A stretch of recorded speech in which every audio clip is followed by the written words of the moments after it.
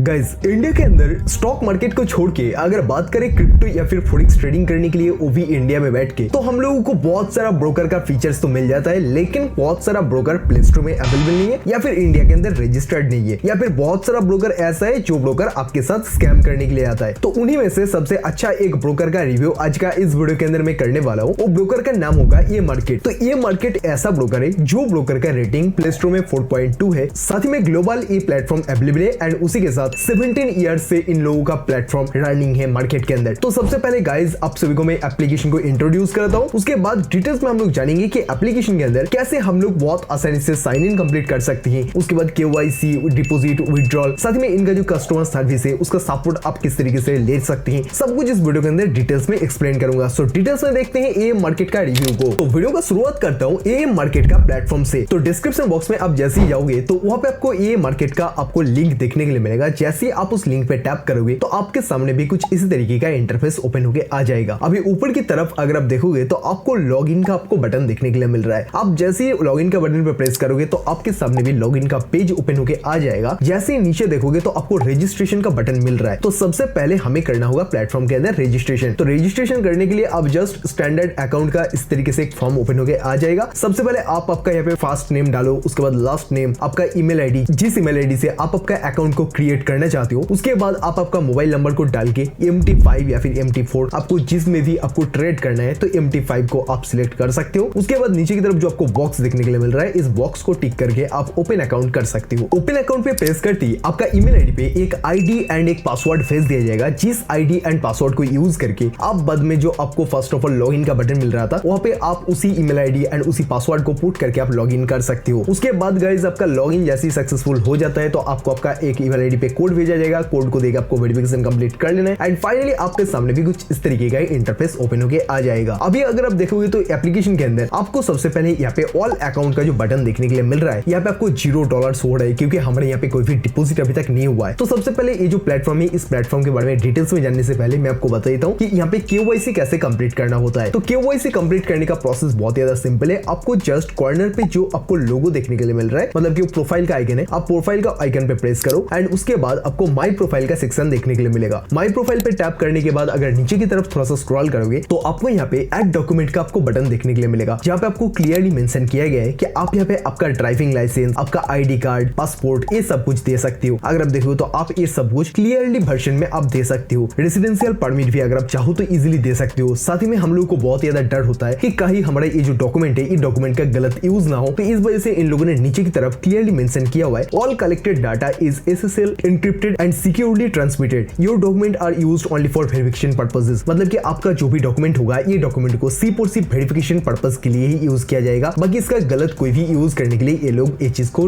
Collect नहीं करेंगे। उसके बाद गाइस, आप जैसे ही यहाँ पे डॉक्यूमेंट को अपलोड करोगे तो आपका नीचे की तरफ स्कैन डॉक्यूमेंट का आपको बटन देखने के लिए मिलेगा। स्कैन डॉक्यूमेंट पे प्रेस करती है, अगर आप सही से फोटो खींच के यहाँ पे अपलोड करोगे तो आपका एक ही बार में आपका ये स्कैन सक्सेसफुल हो जाएगा। एंड उसी के साथ जब आप आधार कार्ड डाल रहे हो तो आपको बैक साइड भी आपको मांगा जाएगा। तो सेम तरीके से आप आधार का फ्रंट एंड बैक साइड दोनों साइड की कैप्चर करके आप अपलोड कर दो। जैसे आपका अपलोडिंग सक्सेसफुल हो जाता है एंड साथ ही में अगर आप फोटो क्लियरली क्लिक करते हो तब जाकर आपका वेरिफिकेशन यहाँ पे रिव्यू करने के लिए जाएगा। उससे पहले आपको मांगा जाएगा प्रोफाइल का डाटा, मतलब कि आधार कार्ड में आपका जो नेम था वही same first name and last name आपको डालना है। उसके बाद डेट ऑफ बर्थ डालना है। हाँ, मेरे को ये भी पता है कि जेंडर यहाँ पे गलत सिलेक्ट है, तो आप भी आपका जेंडर जो होगा उसको देख लेना है, क्योंकि ऑटोमेटिक सिलेक्शन में ये लोग थोड़ा सा गलती करते हैं। तो उनका AI जो सिस्टम है वो सिस्टम बहुत ज्यादा खराब है। यहाँ पे ऑटोमेटिकली फीमेल को सिलेक्ट करके दिए हैं, तो आप भी सबसे पहले देख लेना आपका जेंडर कौन सा सिलेक्ट है, वरना कुछ भी हो सकता है। उसके बाद आप इसको कंटिन्यू करो। कंटिन्यू करने के बाद आपको डॉक्यूमेंट अंडर रिव्यू का आपको सेक्शन देखने के लिए मिलेगा, जहां पे आपको बताया जाएगा कि आपको जस्ट ऑलमोस्ट 1 मिनट तक वेट करना है, जिसके बीच में ये लोग आपका डॉक्यूमेंट को वेरीफाई कर देंगे। उसके बाद आपको नीचे की तरफ बैक एंड कंटिन्यू का बटन देखने के लिए मिलेगा। यहाँ पे आपको बेसिकली एक सर्वे पूछा जाता है। अगर आप सर्वे देने में इंटरेस्टेड हो तो कंटिन्यू कर दो। कंटिन्यू करोगे तो इस तरीके से कुछ क्वेश्चन पूछा जाएगा 5, जिस 5 क्वेश्चन का आंसर दे सकते हो। अगर आपको लगता है कि नहीं, मेरे को इन सब का आंसर नहीं देना है, तो आप बैक बटन पे भी प्रेस कर सकते हो। जैसे आपका डॉक्यूमेंट यहाँ पे सबमिशन कंप्लीट हो जाएगा तो अगर आप देखोगे तो प्रोफाइल का सेक्शन पे नीचे पे ही मेरे को डॉक्यूमेंट पे यहाँ पे आइडेंटिटी वेरिफिकेशन पे अगर देखोगे तो डॉक्यूमेंट कब मैंने अपलोड किया हूँ, कौन सा डेट पे अपलोड किया हूँ, ये सब कुछ यहाँ पे शो हो रहा है। अभी अगर आप यहाँ पे देखोगे तो यहाँ पे क्लॉक का साइन दिया हुआ है। इसका मतलब है कि हमारा जो डॉक्यूमेंट है वो डॉक्यूमेंट अंडर रिव्यू है। अभी अगर आप होम पेज पे भी देखोगे तो होम पेज पे भी यहाँ पे दिया हुआ है कि your document is being reviewed, मतलब कि आपका जो डॉक्यूमेंट है वो डॉक्यूमेंट को रिव्यू किया जा रहा है। जैसे आपका डॉक्यूमेंट रिव्यू हो जाता है तो फाइनली आपका जो अकाउंट होगा इस अकाउंट को वेरीफाइड की तरफ से ले लिया जाएगा एंड साथ ही में आपका अकाउंट जैसे ही वेरीफाई होता है तो आपको आपका ईमेल आईडी पे भी एक मेल भेज दिया जाएगा कि आपका अकाउंट अभी वेरीफाई हो चुका है। अभी अगर आप चाहो तो डिपॉजिट कर सकती हो, अभी अगर आप चाहो तो विथड्रॉ कर सकती हो, अभी अगर आप चाहो तो ट्रेडिंग भी कर सकती हो। तो गाइस अभी सबसे पहले अकाउंट तो हमारा वेरीफाई हो रहा है, अकाउंट अभी वेरीफाई होने में थोड़ा सा टाइम लग सकता है, तो तब तक हम लोग यहाँ पे सीख लेते हैं कि इस प्लेटफॉर्म के अंदर किस तरीके से हम लोग डिपॉजिट एंड विथड्रॉल कर सकते हैं। तो गाइस डिपॉजिट का जो प्रोसेस है वो प्रोसेस भी बहुत ज्यादा सिंपल है। ऊपर की तरफ आपको डिपॉजिट का बटन देखने के लिए मिलता है, लेकिन अगर आप चाहते हो एक ही साथ देखना तो फिर 3 लाइन पे प्रेस करो। उसके बाद आपको यहाँ पे फाइनेंस का सेक्शन देखने के लिए मिलता है, जहाँ पे अगर आप चाहो तो डिपॉजिट कर सकते हो, आप विथड्रॉल कर सकते हो, साथ ही में इंटरनल ट्रांसफर मतलब कि सबसे पहले आप जब बैंक से डिपॉजिट करोगे तो वो आपका वॉलेट में डिपॉजिट होगा एंड वॉलेट से अगर आप चाहो तो MT5 बहुत सारा अकाउंट क्रिएट कर सकते हो। तो MT5 MT4 आपका जो भी अकाउंट होगा वॉलेट से उस अकाउंट में आप ट्रांसफर कर सकते हो आपका फंड को। उसके बाद अगर आप चाहो तो ट्रांजैक्शन हिस्ट्री चेक कर सकते हो, पेमेंट सिस्टम का टेम्पलेट देख सकते हो, सब कुछ ऐसे देख सकते हो। तो सबसे पहले हम लोग बात करते हैं डिपॉजिट का। तो डिपॉजिट का बटन पे जैसे ही प्रेस करोगे तो आपको थोड़ा सा वेट करना है एंड यहाँ पे आपको बताया जा रहा है कि आप कहाँ पे डिपॉजिट करना चाहते हो। ये फीचर्स बहुत ज्यादा मेरे को पसंद आया है, क्योंकि हम लोग जब नॉर्मली डिपॉजिट करते हैं अदर कोई ब्रोकर में तो डायरेक्टली वो वॉलेट पे ही डिपॉजिट होता है, डायरेक्टली MT5 MT4 मतलब कि अदर हमारा जो ट्रेडिंग का जो अकाउंट होता है वहाँ पे डिपॉजिट नहीं होता। लेकिन इस प्लेटफॉर्म के अंदर अगर आप चाहो तो डायरेक्टली आप स्टैंडर्ड MT5 जो मेरा अकाउंट अभी क्रिएट किया हुआ है, अगर मैं चाहूँ तो यहाँ पे भी डायरेक्टली डिपॉजिट कर सकता हूँ। अभी अगर MT5 को मैंने सिलेक्ट किया तो नीचे की तरफ आपको यहाँ पे UPI का भी ऑप्शन देखने के लिए मिलता है। साथ में अगर आप चाहो तो यहाँ पे बैंक ट्रांसफर, क्रिप्टो, एक्सचेंज, उसके बाद ऑल का ऑप्शन पे जैसे प्रेस करो तो UPI का आपको भी ऑप्शन देखने के लिए मिलेगा। लेकिन गाइज यहाँ पे क्लियरली मेंशन किया हुआ है कि आपका जो भी फंड होगा वो मिनिमम जो कि $10 होना पड़ेगा एंड साथ ही में UPI अगर ट्रांसफर करना चाहते हो तो मैक्सिमम $1100 तक आप डिपॉजिट कर सकती हो। साथ ही में फीस का अगर बात करूँ तो आपको UPI ट्रांसफर में कोई भी फीस देने का जरूरत नहीं है, लेकिन यहाँ पे टाइम थोड़ा सा लग सकता है। टाइम मिनिमम जो कि 15 to 30 मिनट का टाइम आपको लग सकता है। इसके बीच में भी अगर नहीं आता तो फिर डेफिनेटली इनका कस्टमर सपोर्ट का भी हेल्प ले सकते हो। कैसे हम लोग कस्टमर सपोर्ट से बात करें उसके बारे में आगे जाके मैं बात करूंगा। तो सबसे पहले आपको UPI से अगर ट्रांसफर करना है तो UPI को सिलेक्ट करो। उसके बाद आपका पे अमाउंट पूछा जा रहा है, तो फॉर एग्जांपल मेरे को जो है $100 डिपॉजिट करना है, तो $100 पुट करने के बाद आप जैसे ही देखोगे तो आपको यहाँ पे लिमिट पर ट्रांजैक्शन आपको देखने के लिए मिल रहा है। अमाउंट मतलब कि आप यहाँ पे डिपॉजिट जब कर रहे हो तो कितना अमाउंट इंडियन रुपीज में आपका डिपॉजिट होगा वो आपको यहाँ पे क्लियरली बताया जा रहा है। साथ में नीचे की तरफ आपको बताया गया है कि एक्सचेंज रेट कितना चल रहा है अभी $1 के हिसाब से। तो अगर आप देखोगे तो इंडिया के अंदर अभी जो एक्सचेंज रेट है वो चल रहा है